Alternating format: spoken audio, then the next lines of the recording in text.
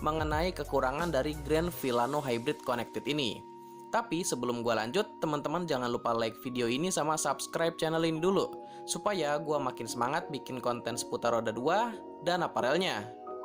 Kekurangan dari Grand Filano adalah kapasitas tangkinya yang lebih kecil kalau dibandingin sama sang kakak si Fazio nih teman-teman. Ini menjadi kekurangan pertama dari Yamaha Grand Filano yang memilih ruang tangki di area dek depan. Kan biasanya ditaruhnya di bawah jok ya. Dengan jenis rangka underbone, tentunya menyimpan tangki di bawah dek akan terbatas, sehingga Yamaha hanya bisa memberikan kapasitas untuk menampung bahan bakar ini sebesar 4,4 liter atau lebih rendah dari Yamaha Fazio yang mempunyai kapasitas 5,1 liter. Sebagai gantinya, Grand Filano memberikan kepraktisan saat pengisian bensin dan ruang kargo atau bagasinya itu lebih luas, yang sudah pernah gue jelaskan di kelebihan Grand Filano ya. Selanjutnya, yang kedua itu ada pada bagian fitur kaki-kaki, yaitu si Grand Filano Indonesia ini belum menggunakan fitur anti-lock braking system. Tidak seperti Grand Filano yang meluncur di Thailand nih teman-teman. Yamaha Indonesia menolak untuk memberikan fitur pengereman anti-lock braking system.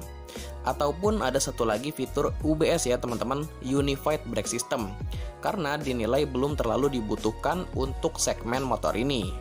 Yamaha hanya memberikan rem standar pada motor ini ya, yaitu rem cakram piston tunggal di bagian depan dan rem tromol di bagian belakang.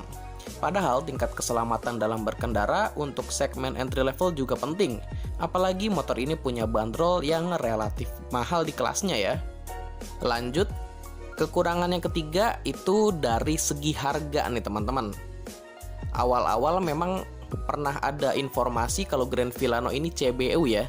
Jadi gue kira tuh ya Grand Filano CBU, makanya harganya tinggi di angka 27 juta. Tapi ternyata sekarang udah enggak nih, udah diproduksi sendiri gitu kan. Dan ini menjadi salah satu alasan mungkin ya kenapa fitur ABS-nya juga gak dipasangkan di Grand Filano yang ada di Indonesia. Soalnya kalau ABS-nya itu dipasangkan juga ABS sama UBS lah, nah itu pasti harganya bisa sampai angka 30 jutaan. Di video review gue sebelumnya aja banyak yang komentar nih netizen, buset harganya 27 juta. Padahal mirip kayak Fazio secara spek sama fiturnya, cuman beda desainnya aja, emang lebih kece, lebih ke ala-ala skutik Itali gitu kan. Ya mendingan beli Aerox, harganya sama 27 juta dapat Aerox coy. Fitur lebih canggih, terus cc lebih gede, lebih jos juga tenaganya. Malahan kalau dibandingin sama Fazio itu harganya beda 5 juta nih teman-teman. Cuman perkara desain aja ya. Jadi kurang worth it lah. Sementara di Indonesia lebih memilih yang harganya itu murah. Soalnya secara spek sama fitur nggak terlalu sih, pokoknya murah gitu hehehe. Kekurangan selanjutnya, yang keempat, kalau ini menurut gua pribadi ya teman-teman, ini di bagian velg. Jadi di bagian velgnya itu bentuknya kurang pas sama model skutik retro modernnya. Kalau menurut gua seharusnya velgnya itu pakai desain yang seperti Vespa atau Benelli Panarea 125 nih teman-teman. Jadi velg palang juga, tapi palangnya banyak gitu loh. Bisa sampai ada 8 palang gitu teman-teman. Itu lebih terlihat klasiknya, lebih dapat. Kalau seperti ini kan velgnya sama seperti Frigo ya teman-teman. Velgnya tuh bukan velg Mio nih kalau yang si Grand Filano ini. Kalau yang Mio kan cuma 5 palang. Nah yang Frigo ini 6 palang. Kalau kekurangan di bagian velg ini sih menurut gue selera juga ya teman-teman. Mungkin teman-teman ada yang suka ya nggak apa-apa. Ini kan menurut opini gue pribadi aja kalau yang velg.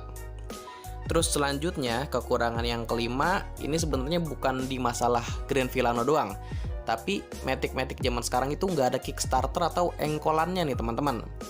Mayoritas di Indonesia itu kalau akinya habis ya udah dibiarin aja dulu, pokoknya sampai ada duit lebih baru dibeli tuh si aki. Jadi lebih memilih untuk pakai Kickstarter. Belum lagi misalkan akinya tekor pas lagi jalan atau pas motornya lagi dipakai nih teman-teman, otomatis karena nggak ada Kickstarternya si motor nggak bisa nyala. Terus dorong dulu lah itu ke tukang aki, kalau tukang akinya deket, sama kalau duitnya ada kan. Jadi itu bukan menurut gue doang sih, kalau Kickstarter banyak netizen juga yang berkomentar mengenai Kickstarternya kenapa sekarang dihilangin nih. Oke, jadi itu tadi adalah kekurangan dari Grand Villano Hybrid Connected ya teman-teman. Siapa tahu teman-teman yang mau beli ini lagi nyari informasi nih, kurangnya apa gitu kan, apa minusnya apa dari Grand Villano ini, dan semoga dari video ini bisa membantu menjawabnya ya teman-teman. Jadi total ada berapa tadi? Ada 5 ya, 5 kekurangan Grand Villano. Jadi secara garis besar sama, ada menurut gue pribadi juga ya, ada yang menurut opini gue pribadi.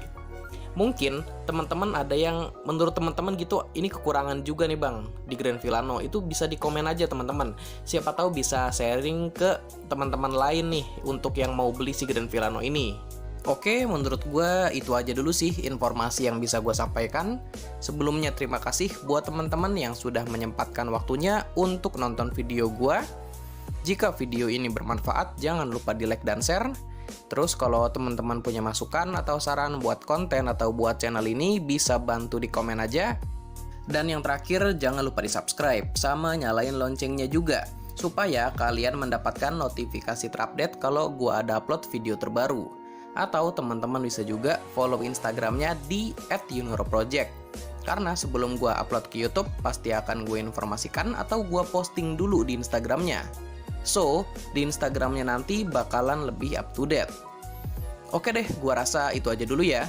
Sampai berjumpa di video seputar roda 2 dan apparel riding berikutnya. Thank you semuanya.